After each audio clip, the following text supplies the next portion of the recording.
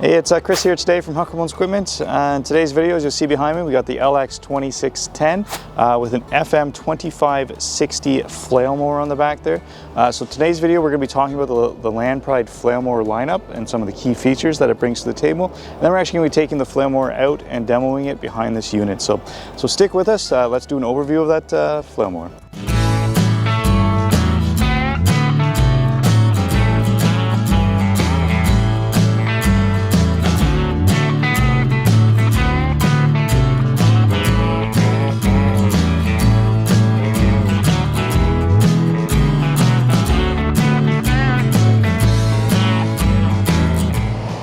Okay, so whenever you start talking about flail mowers, you always want to kind of talk about what a flail mower is, because some people haven't really come across them very often, and they always get compared pretty much all the time to rotary cutters. So what is a flail mower? Basically a flail mower is a bunch of teeth spinning on a drum, spitting out material at the back underneath, usually a big roller under there to give you the cutting height cutting height adjustment with that big roller on the back. So yeah, so there's always a multitude of teeth under there that gives you a better cut.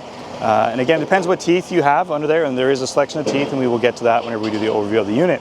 That's really going to break up and pulverize that material to really spit it out the back. And that's where you're going to get the difference from. Whenever you have a multitude of teeth compared to just two on a rotary cutter, it is always going to do a better cut. Why do you see so many rotary cutters out there compared to flail mowers? Is expense. Usually a flail mower used to be about 3 times as much, and I would say it's on the Land Pride end almost closer to 4 times.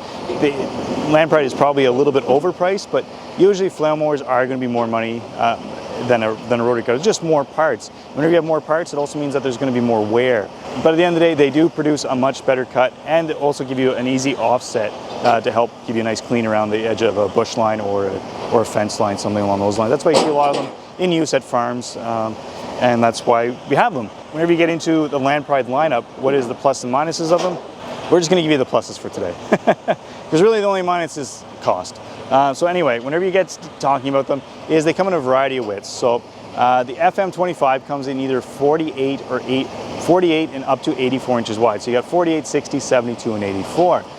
Those various cutting widths. And I say cutting widths because, well, this in this case is a FM2560. It has a 60-inch cutting width, but it's actually 72 inches wide. So it's very important to know that whenever you're matching them up to units. It really comes down to how much horsepower you have and size. So in the Kubota lineup with a 48-inch, you could match it up with an LX.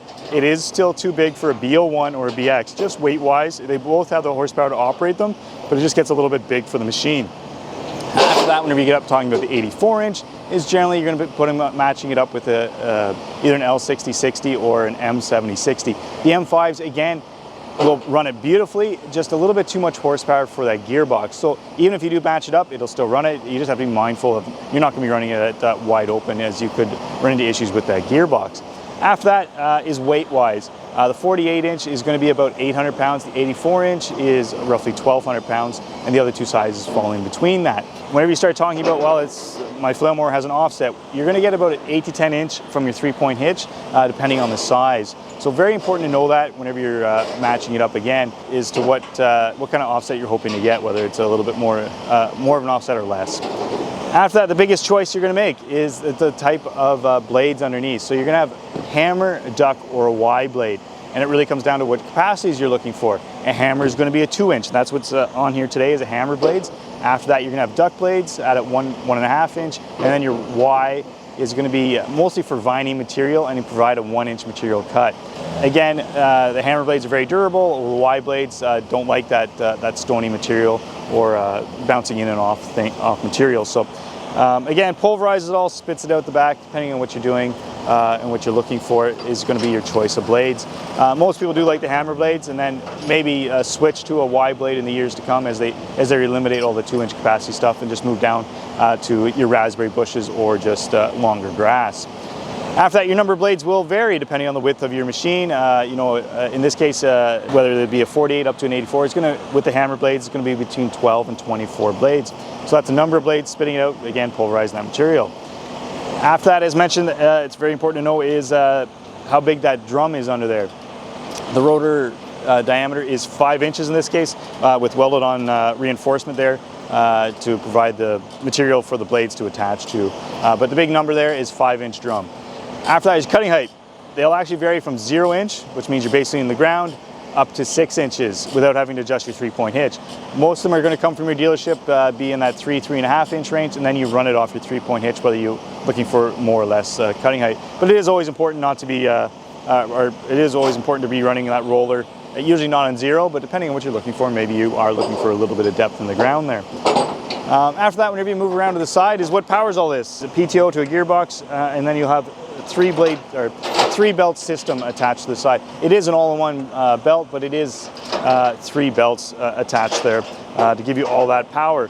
And then one thing, that key feature to the Land Pride is how they adjust the belt tension on there.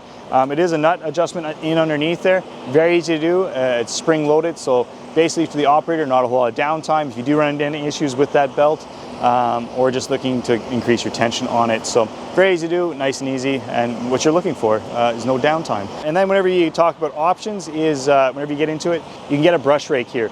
Matches up perfectly with the hammer blades, and that's what you're looking to do. Is it's going to be able to provide you with the scare fires basically look like they're off a box blade that are in underneath there, and give you the ability to keep the larger material in there, keep it bouncing around so that it gets pulverized and then pushed out the back. So yeah, so that kind of gives you a quick overview of what a Flail Mower is and what the Land Pride one brings to the table. So now let's hop out, or let's hop into the tractor and bring you a demonstration of how this operates in the field.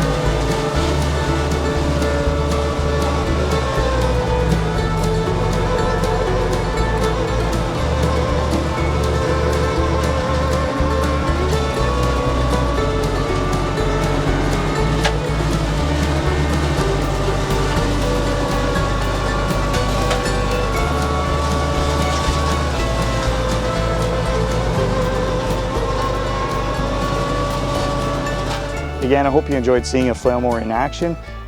It was also really fun to bring this LX2610 down to its knees. Again, this is an oversized attachment for this unit. Yes, it does say it's only 60-inch working capacity, but it is a 72-inch unit. Realistically, the 48 would be a much better unit for behind a 2610. Will this unit work behind an LX3310? Yes, it will, and it will do a much better job. But again, you're still getting a little bit big. What you really want to match this up with is in the 60-inch capacity kind of idea is with, well, the new LX4020 will do an amazing job. Or I think a 40 horse, even a Grandel would be perfect on something like this.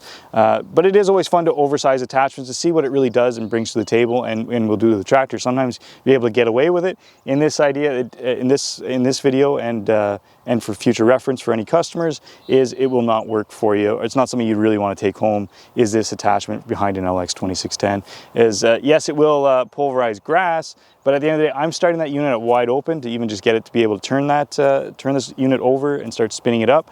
I'm only ever getting it up to about 1800 RPM in there whenever it is working, and it is only long grass. This isn't 2-inch capacity like what this thing is capable of, so it's really putting the tractor through its paces, but it's not really putting the Flail Mower through its paces. You're not getting its full potential there.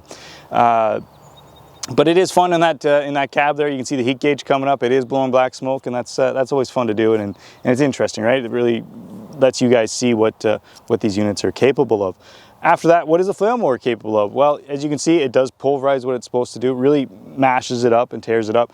You're not going to see that with a rotary cutter. Rotary cutter, you know, you might get 2 or 3 whacks at a piece of grass or something like that, and still have long grass behind you. This is basically, it looks like it came out of a finishing mower. You could run a finishing mower over that, and be done. You know, it does that great of a job, especially when the material we're dealing with. It is a working farm. You're not going to see us be able to pull up a bunch of trees and shrubs and go over them. There's not a whole lot out there for us to do. But it is always interesting to bring and see what this does offer and bring to the table. So hopefully you're able to learn a little bit about what a flail mower is, and what it's capable of. So if you did enjoy today's video, please like and subscribe. And if you have any comments, please down below. Thank you.